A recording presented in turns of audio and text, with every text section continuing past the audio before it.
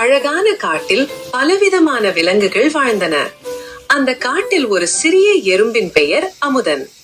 அமுதன் எப்போதும் மிகவும் உழைப்பானது.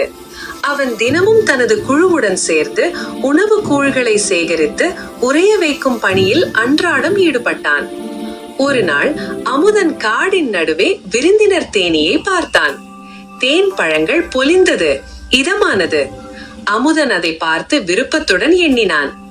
ஏன் தேன் இவ்வளவு இனிமையானது? நான் உழைக்கிறேன், ஆனால் எனக்கு அதுபோல சுவையானது எப்போதும் கிடைக்காது. அந்த நேரத்தில் தேனீயின் தானியம் ஒரு பறவை வந்து கேட்டது. பறவை, இந்த தேன் எப்போதும் இனிமையானது, ஏனென்றால் தேனீகள் தினமும் உழைக்கின்றன. தங்கள் முயற்சியால் மட்டுமே இதை செய்கிறார்கள். அமுதன் அதை கேட்டு உணர்ந்தான். நான் கூட என் முயற்சியால் சிறந்தது உருவாக்க முடியும்.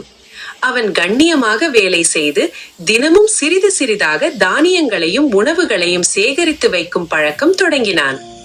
நாட்கள் கடந்து அமுதன் தனது சேகரித்த உணவுகளால் ஒரு அழகான குவியலையும் தன்னால் செய்யப்பட்ட சிறிய கொள்கலனையும் உருவாக்கினான்.